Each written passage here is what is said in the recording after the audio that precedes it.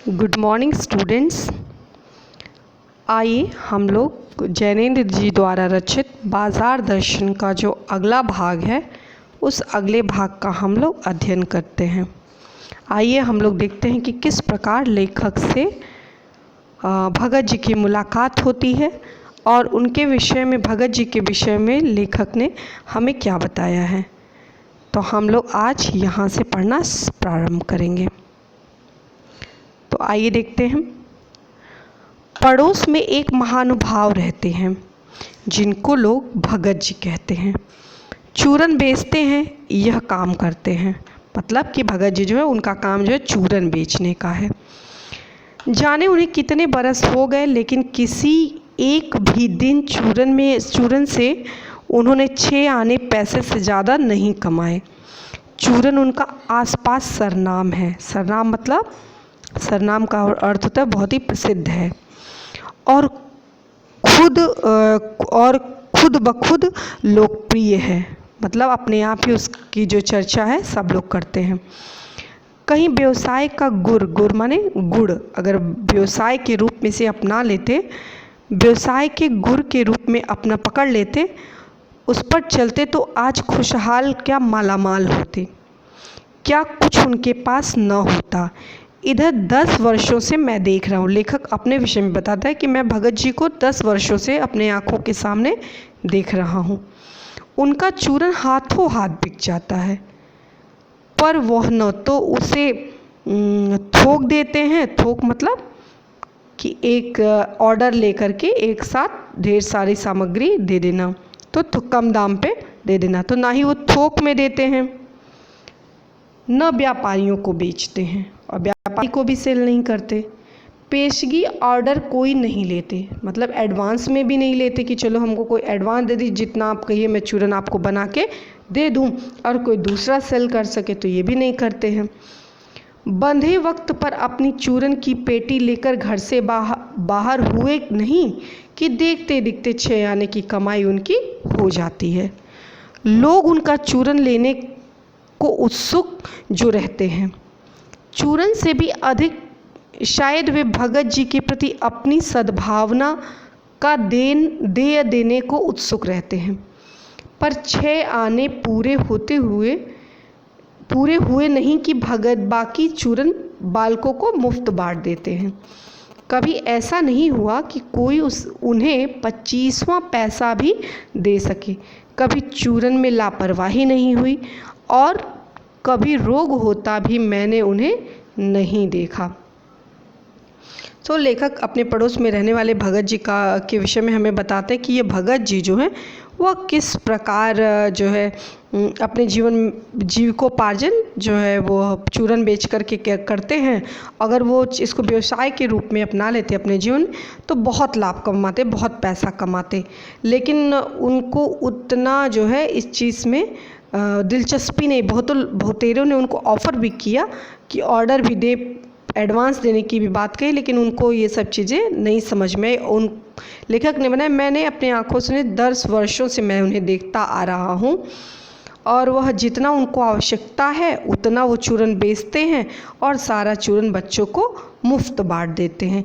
1 रुपया भी वो एक्स्ट्रा, 1 रुपये या 25 पैसा भी वो किसी से जितना उनको कमाना यानी 6 आना कमाना, उससे ज़्यादा वो 1 पैसा भी नहीं लेते।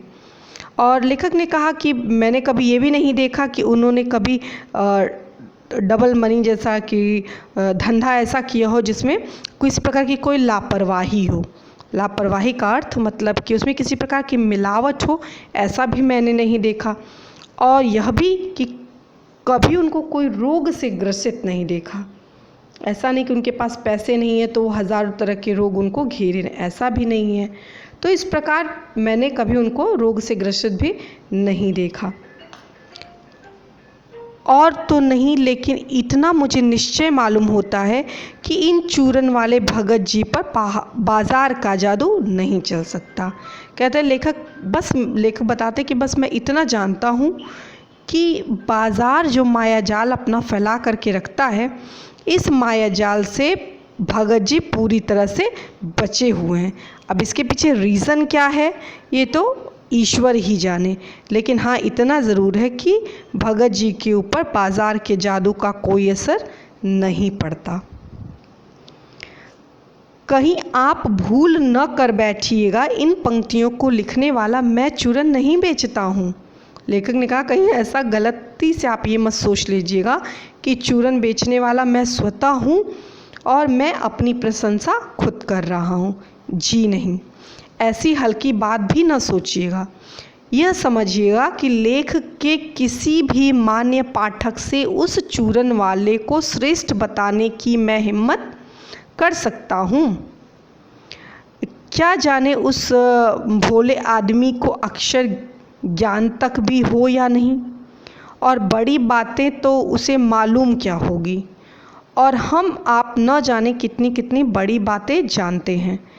इससे यह तो हो सकता है कि वह चूरन वाला भगत हम लोगों के सामने एकदम नाचीज़ आदमी हो, लेकिन आप पाठकों की विद्वान श्रेणी का सदस्य होकर भी मैं यह स्वीकार नहीं करना चाहता हूँ कि उस अपदार्थ प्राणी को वह प्राप्त है जो हम में से बहुत कम को शायद प्राप्त हो। तो इस पंक्ति के माध्यम से लेखक ने हमारे सामने बहुत ही बड़ी बात स्पष्ट की कि ये पहली बार ये मत समझिए कि मैं चूरन बेचने वाला हूँ, और ये भी मत समझिएगा कि मेरे कहने का अभिप्राय ये कदापि नहीं है कि यह चूरन बेचने वाला लेखकों से और साहित्यकारों से श्रेष्ठ है। कदापि नहीं, मेरे कहने का औचित्य ये कदापि नहीं। क्यों? क्योंकि जो विद्वान व्यक्ति हैं, मनीषी व्यक्ति हैं, वो अपने आप को श्रेष्ठ समझते हैं। तो मेरे कहने का कदापि यह अर्थ नहीं है कि भगत जी जो है वह उन विद्वानों से श्रेष्ठ हैं। लेकिन हाँ, जो अपने आप को विद्वान समझते हैं उन विद्वानों को भी वह ज्ञान नहीं है, वो परम तत्व का ज्ञान नहीं है जिस परम तत्व का ज्ञाता जो है भगत जी हैं। तो इनके सामने हमें आत्म साक्षात्कार, इस भगत जी के माध्यम से भगत जी का उदाहरण लेकर लेखक ने हमें आत्म साक्षात्कार कराया है कि खुद को विद्वान समझने वाले जो लेखक गण होते हैं, गणमान्य व्यक्ति होते हैं, जो साहित्यकार होते हैं, या और भी अपने आप को महान व्यक्तित्व समझने वाले जो लोग होते हैं, वो कदापि ये स्वीकार नहीं करते कि हम अशिक्षित हैं। वो उनका ये मानना होता है कि हमारे अंदर जो है ज्ञान का भंडार भरा हुआ है। लेकिन इसके बावजूद भी उन विद्वान की से उन्हें भगत जी को अक्षर ज्ञान नहीं है, लेकिन फिर भी जो ज्ञान से ईश्वर ने उन्हें नवाजा है, जो ज्ञान उन्हें ईश्वर ने प्रदान किया है, वह ज्ञान जो है अन्य लेखकों, अन्य महान व्यक्तित्व के धनी व्यक्तियों के पास नहीं है। उस अपदार्थ प्राणी मतलब अपदार्थ मतलब जिसकी कोई गणना ही ना हो, अपदार्थ जिसका कोई वजूद ना हो, उन्हें वह प्राप्त है जो शायद ही को किसी को प्राप्त हो, यानी विरले व्यक्ति को ही वह धन प्राप्त है। कौन सा धन? संतोष का धन। उस पर बाजार का जादू वार नहीं कर पाता। माल बिछा रहता है और उनका मन अडिग रहता है। अडिग का मतलब एक स्थान पर दृढ़ रहना कि चाहे कुछ भी हो जाए, मुझे 6 आने से अधिक की सेलिंग नहीं करनी है, विक्रय नहीं करना है। पैसा उससे आगे होकर भीख तक मांगता है। पैसा आगे पड़ा रहता है कि मुझे ले लो, मैं तुम्हारे सामने जो है बिकने के लिए तैयार हूँ कि मुझे लो। लेकिन उसके मन में, उसके यानी भगत जी के मन में पैसे पर दया नहीं समाती। वह निर्मम व्यक्ति पैसे को अपने आहत गर्भ में बिलखता ही छोड़ देता है। ऐसे आदमी के आगे क्या पैसे की व्यंग्य शक्ति कुछ भी चलती होगी? लेखक ने हमारे सामने प्रश्न किया कि जो पैसे की जो व्यंग्य शक्ति है, जो हर समाज के अन्य लोगों के प्रति ईर्ष्या द्वेष जगाती है, एक दूसरे के सामने जो है भेदभाव प्रकट करती है, क्या वह पैसे की जो व्यंग्य शक्ति है वो भगत जी का कुछ बिगाड़ पाएगी? जब पैसा उनके सामने खुद नतमस्तक होकर के लाचार होकर के उनके सामने घुटने टेक रहा है, तो ऐसे समय में क्या पैसे की व्यंग शक्ति भगत जी के ऊपर चल पाएगी? अर्थात कदापि नहीं। क्या वह शक्ति कुंठित रहकर सलज्ज ही न हो जाती होगी? वह शक्ति यानी जो पैसे की शक्ति, जो परचेजिंग पावर है, जो पैसे की जो ताकत है, क्या वह कुंठित मतलब मनोरुग्ण होकर, दुखी होकर के अफसोस व्यक्त करते हुए सलज्ज यानी लज्जा के साथ उसे शर्म आती होगी, पैसे को शर्म आती होगी कि देखो मेरे सामने अच्छे अच्छे मालदार कोठी वाले, एक से एक रईस, एक से एक विद्वान, एक से एक पढ़े लिखे मेरे सामने क्या है, नतमस्तक हो जाते हैं, मेरे सामने झुक जाते, लेकिन एक अपदार्थ अदना सा नाचीज व्यक्तित्व का धनी कौन? भगत जी, जो जिनके ऊपर मैं अपना जादू नहीं डाल पाता। तो पैसा जो है और बाज़ार जो है वो कुंठित हो जाते हैं कि मैं कुछ नहीं कर पा रहा हूँ, शर्मसार हो जाते हैं कि मेरी जो व्यंग शक्ति है वह इनके ऊपर कोई प्रभाव नहीं डाल रही है। पैसे की व्यंग्य शक्ति सुनिए। पैसे की जो व्यंग्य शक्ति होती है वह क्या होती है? वह दारुण होती है। दारुण माने दुख को देने वाली। मैं पैदल चल रहा हूँ कि पैसा ही धूल उड़ाती निकल गई मोटर, पास ही धूल उड़ाती निकल गई मोटर। मतलब कि एक सज्जन व्यक्ति का वर्णन करते हुए लेखक ने बताया कि वह मार्ग से जा रहे थे और अचानक एक शोर करती हुई और एक धूल उड़ाती हुई जो अच्छी गाड़ी थी, एक अच्छी सी गाड़ी मोटर बाइक नीचे बगल से निकल गई। वह क्या निकली, मेरे कलेजों को कौंधती हुई एक कठिन व्यंग की लीक ही आर पार हो गई। मतलब सामान्य रूप से मेरे बगल से हो गई, लेकिन उसने मुझे अंदर ही अंदर झकझोर करके रख दिया, जैसे किसी ने आँखों में उंगली देकर दिखा दिया हो कि देखो इसका नाम मोटर है और तुम उससे वंचित हो। यह मुझे अपनी ऐसी विडंबना मालूम होती है कि बस पूछिए नहीं। मैं सोचने को आता हूँ कि हाय, यही माँ बाप रह गए थे जिनके यहाँ मैं जन्म लेने को था। क्यों ना मैं मोटर वालों के यहाँ हुआ। उस व्यंग में इतनी शक्ति है कि जरा में मुझे अपने सगों के प्रति कृतज्ञ कर सकती है। लेखक ने बताया कि वह जो मोटर बाइक है यानी जो पैसा है, पैसा अपने अभिमान में चूर है और पैसा हमारे अंदर ईर्ष्या जगाता है, द्वेष जगाता है। तो वो हमें हमारे अंदर वैमनस्य का भाव जगाता है। पैसा दिखाता है, कहता है कि देखो यह जो मोटर बाइक है ये बहुत ही महान लोगों के पास होती है। महान माने पैसे वाले लोगों के पास होती है और इससे अभी भी तुम वंचित हो। तुम्हारे पास यह मोटर बाइक नहीं है।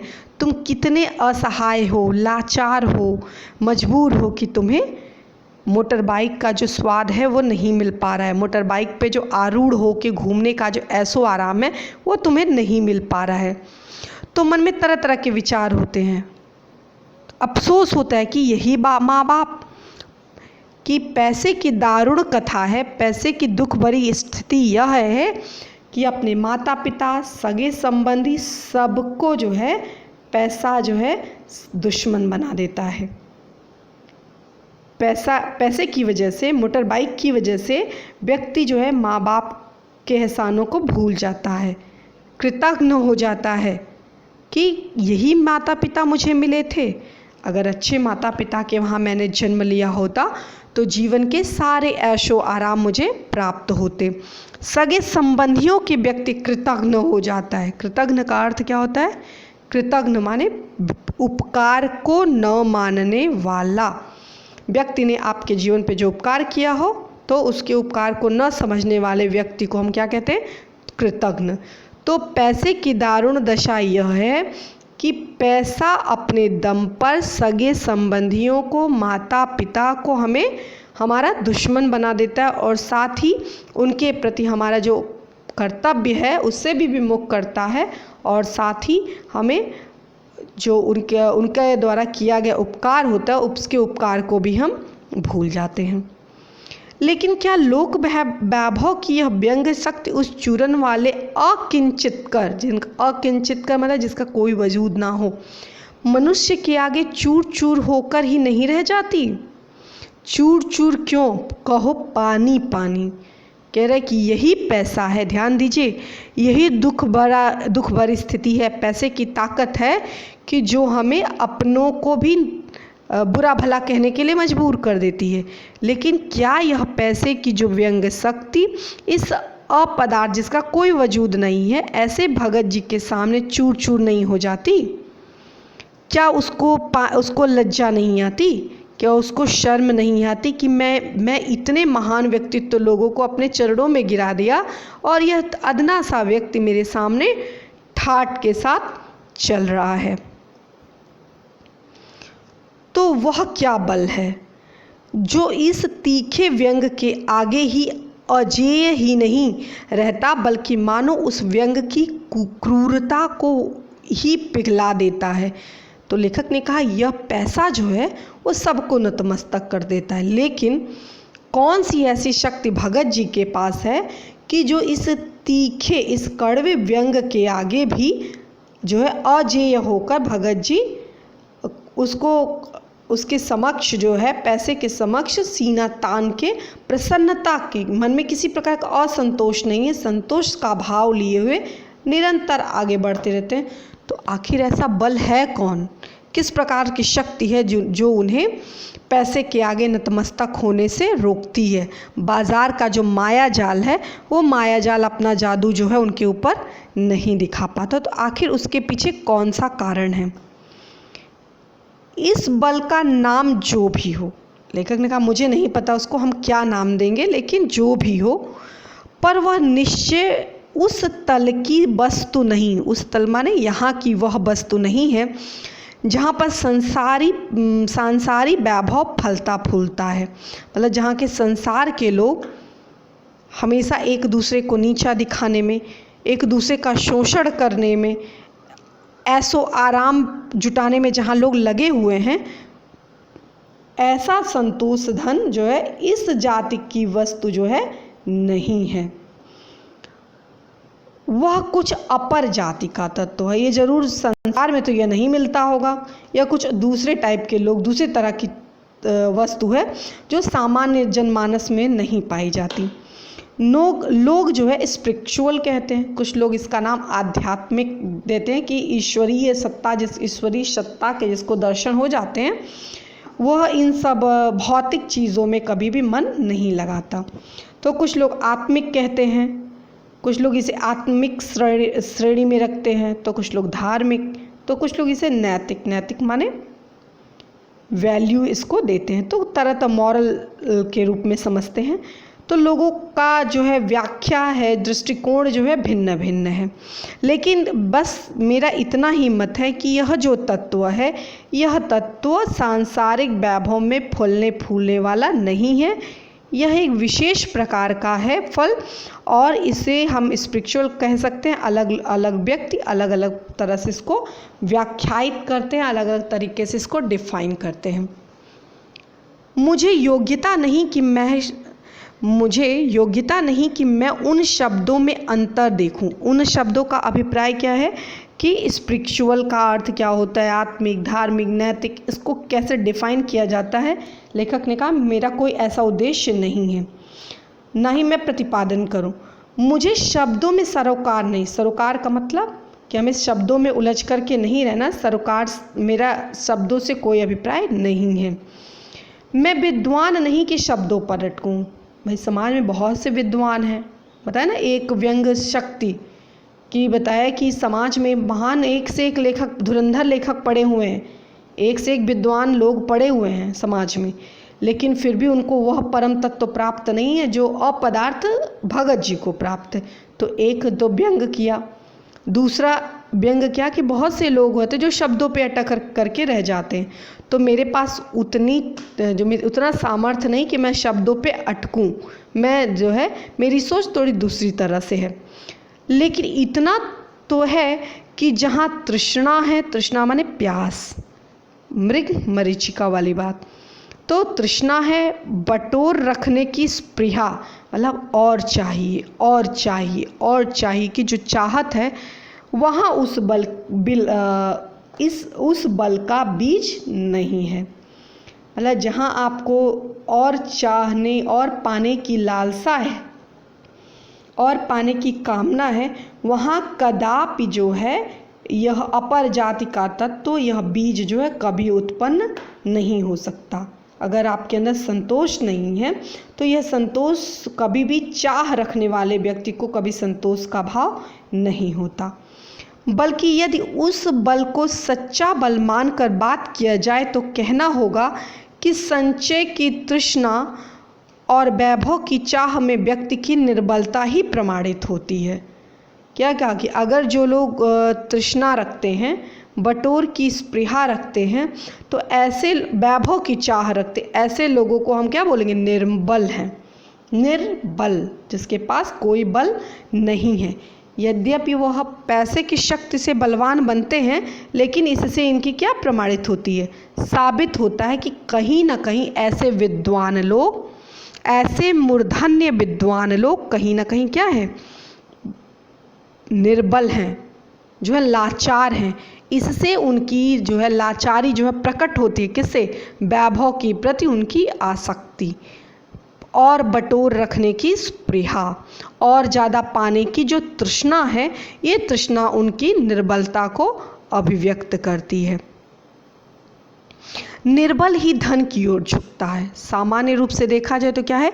जो निर्बल माने जिसके पास बल नहीं होता, शक्ति नहीं होता, वे ही लोग जो होते हैं उनका झुकाव धन की ओर होता है। पैसे रुपए ऐसो आराम को देख करके अपने स्वाभिमान को, अपने इज्जत को, मान प्रतिष्ठा को दांव पे लगा करके और वो नतमस्तक हो जाते हैं, कहीं ना कहीं वो कमज़ोर होते हैं। वह अबलता, वह मनुष्य पर धन की और चेतना पर जड़ की विजय होती है। क्या कहते हैं? जो यह अबलता है, क्या अबलता? जो व्यक्ति की कमज़ोरी है, यह कमज़ोरी हमें ये बताती है कि यह मनुष्य के ऊपर धन की विजय होती है। यह अबलता के कारण मनुष्य के ऊपर धन जो है हमेशा हावी रहता है।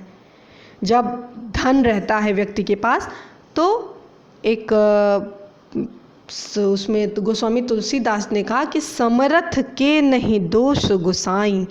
जो समर्थवान होता है वो किसी प्रकार का कोई दोष जो है लोग नहीं लगाते हैं।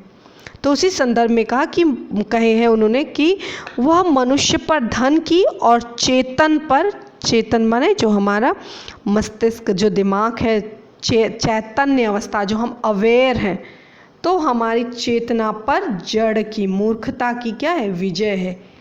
यह हमारी निर्बलता, यह हमारी अबलता यह प्रकट करती है कि मनुष्य के ऊपर धन हमेशा हावी रहता है और चेतना पे हमारा जो जड़ है, मूर्खता जो है, वह हमेशा हावी रहती है। तो जो व्यक्ति सबल होता है, जो व्यक्ति समर्थवान होता है, वो व्यक्ति कभी पैसों के पीछे नहीं भागता और आपस में जो भी उसके पास संसाधन है, उसी संसाधन में अपना जीवन यापन करता है। सो आई होप आप लोगों को यहाँ तक समझ में आया होगा। एक बार पुनः आप इसको प्रारंभ से पढ़ेंगे और इसका सारांश जो है अपने शब्दों में लिखने का प्रयास करेंगे और नेक्स्ट जो है हम लोग नेक्स्ट वीडियो में अध्ययन करेंगे। धन्यवाद।